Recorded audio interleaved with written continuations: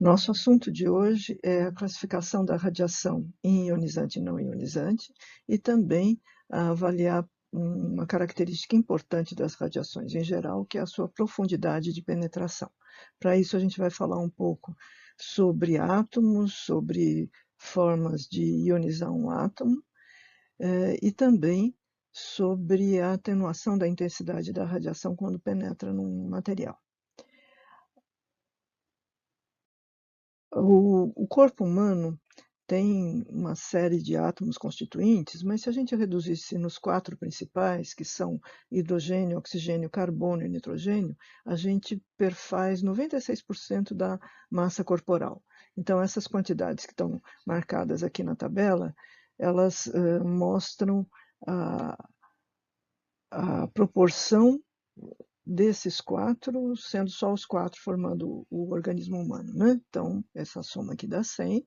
O principal constituinte é o oxigênio.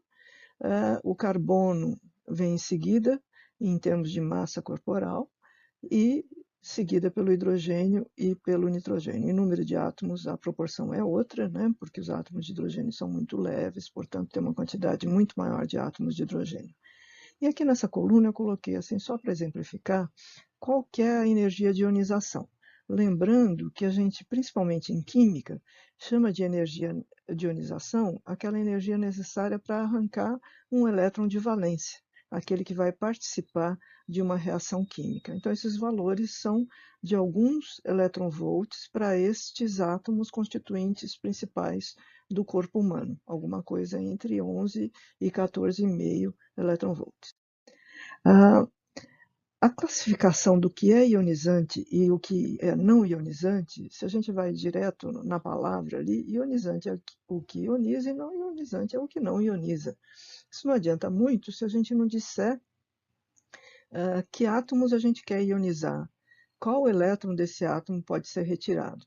Se a gente relembra um pouquinho a constituição eletrônica dos átomos, a gente sabe que cada elétron tem uma energia de ligação diferente no átomo. Se está mais próximo do núcleo, mais distante, nas camadas chamadas internas e externas, essa energia de ionização mudaria. Ou seja, o quanto que eu preciso de energia para arrancar um elétron que esteja mais próximo do núcleo ou mais longe, muda bastante. Tudo isso gera uma polêmica muito grande nessa classificação do que é ou não é ionizante do ponto de vista da radiação. Se a gente olha esse gráfico aqui, ele mostra a energia de ionização com esse conceito químico, que é a energia necessária para arrancar o último elétron de cada um dos átomos. E aqui a gente está seguindo na tabela periódica, simples assim. Para o hidrogênio eu preciso 13,6, o hélio 24 eletronvolts, depois a gente vem para o lítio, que é um dos mais fáceis de ser ionizado, e assim por diante. A gente sobe em cada linha da tabela periódica, chegando no gás nobre, que é o último de cada linha, né? E a gente sabe que os átomos da primeira coluna, da segunda, são aqueles com menor energia de ligação. Então, esses ciclos vão se repetindo na tabela periódica, e tudo isso cabe num gráfico cuja escala vertical está entre 0 e 25 eletronvolts, ou seja, nenhum desses custa muito em termos de energia para ser ionizado. Coisas desta ordem, de alguns eletronvolts até dezenas de eletronvolts, são suficientes para ionizar qualquer átomo da tabela periódica. Se a gente vai, então, agora comparar essas energias de ligação em camadas internas e externas, eu separei aqui alguns átomos, começo de tabela periódica, miolão e lá no fim.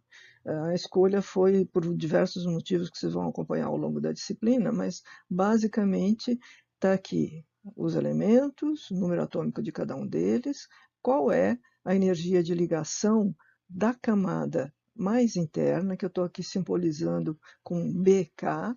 K, lembrem-se, é o índice para a camada mais próxima do núcleo, camada eletrônica mais próxima do núcleo, falando nessa linguagem química. Não estou muito preocupado aqui em chegar na quântica, mas, obviamente, esses são resultados que vêm de cálculos quânticos da posição média dos elétrons nos átomos. Bom, então, esta primeira coluna aqui tem qual é a energia de ligação daqueles elétrons mais ligados de cada um desses átomos. Então, eles estão numa unidade diferente, que é quiloelectronvolts, ou seja, milhares de eletronvolts. E no carbono, que é o mais facilzinho aqui, é 0,3 de keV. E no chumbo chega a 88. E a gente vê, então, que continuamente, não foi pela escolha que eu fiz dos átomos aqui, mas continuamente a gente tem um crescimento dessa energia de ligação dos átomos mais internos. Isto é bastante razoável, porque o que liga os elétrons ao núcleo para formar um átomo é uma energia de caráter elétrico, que tem a ver com as cargas, e que varia inversamente com o quadrado da distância, as forças coulombianas. Então, um elétron que esteja muito próximo do núcleo, é muito difícil de separá-lo dos prótons daquele núcleo, porque a ligação é muito forte, porque a força coulombiana é muito forte. Já quando eu olho para esta última coluna da tabela, a gente está aqui com a energia de ionização nesse sentido clássico, que é retirar a energia necessária para retirar um elétron de valência, aquele elétron menos ligado.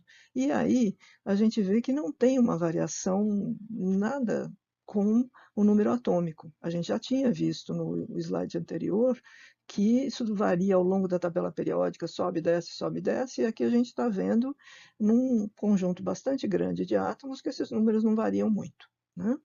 Aqui no meio está a segunda camada eletrônica, em keV também, e agora só para a gente olhar com as mesmas unidades, eu refiz essa coluna falando da energia de ionização da camada K, agora em eletronvolts, e esta dos elétrons de valência. É claro que se eu pensar em ionizar elétrons de valência, qualquer radiação com da ordem de 10, 15 eletronvolts dá conta de ionizar qualquer átomo.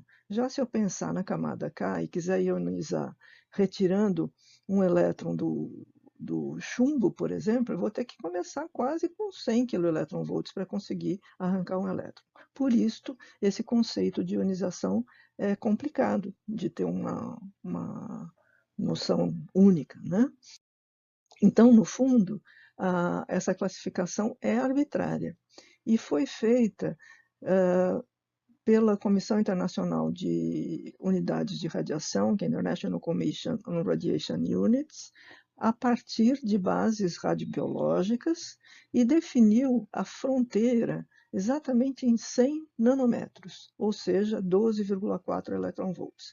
Qualquer radiação eletromagnética com comprimentos de onda acima de 100 nanômetros é considerada não ionizante, e isto inclui a faixa de ultravioleta, que é a mais energética desta região toda de não ionizantes. Já qualquer radiação eletromagnética com comprimentos de onda abaixo de 100 nanômetros é chamada de radiação ionizante. Isto inclui basicamente os raios X e raios gama, que são os dois tipos. A gente vai ver direitinho porque esses nomes mais adiante, mas por agora ficamos com esta informação, né? Normalmente, a gente vai trabalhar em nanômetros para as não ionizantes do espectro óptico e vai trabalhar com energia de fóton para as ionizantes, para o X e gama, ou seja, com energia de fóton acima de 12,4 eletronvolts. Então, este é o conceito que a gente vai usar de ionizante e não ionizante. Essa base radiobiológica tem a ver com o conceito que a gente vai ver em seguida, que é a penetração da radiação no corpo humano. Basicamente, se consideram que essas energias de fóton acima de 12,4 eletronvolts têm capacidade de ionizar moléculas biológicas, porque conseguem também arrancar dos átomos do tecido biológico os elétrons externos e, eventualmente, até algum mais interno, se a energia for um pouco maior que isso. Então, só para finalizar esse assunto, voltando aqui para os átomos do corpo humano, a gente vê que um pouquinho mais do que essa energia de fronteira é suficiente para ionizar na camada de valência. Se a gente quiser ionizar mais fundo, em elétrons mais internos, as energias de fóton vão ser maiores. E a gente vai ver as consequências disso mais para adiante.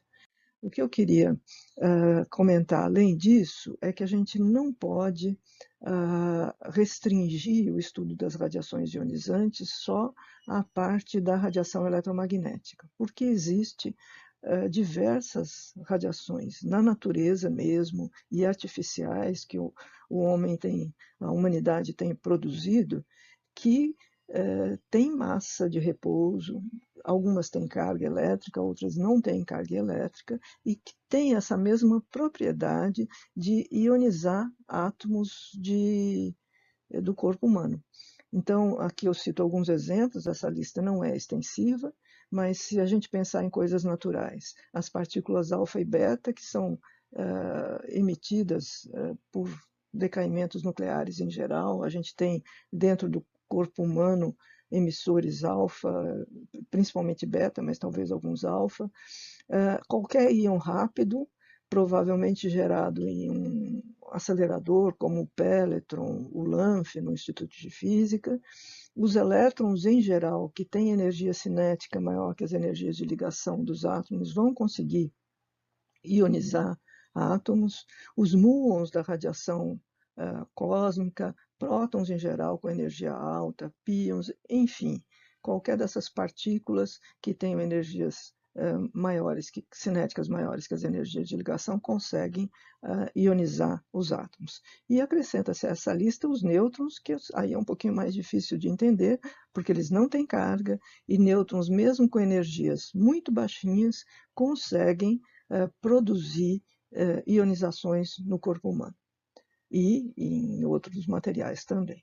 Então, é isso que a gente tinha para falar hoje sobre as radiações ionizantes e justificar um pouco por que a gente tanto estuda essa radiação ionizante. A primeira coisa, e a gente vai ver quando estudar o histórico da radiação ionizante, é verificar que a penetração na matéria em geral é muito grande, comparada com luz, com outras radiações do espectro não ionizante.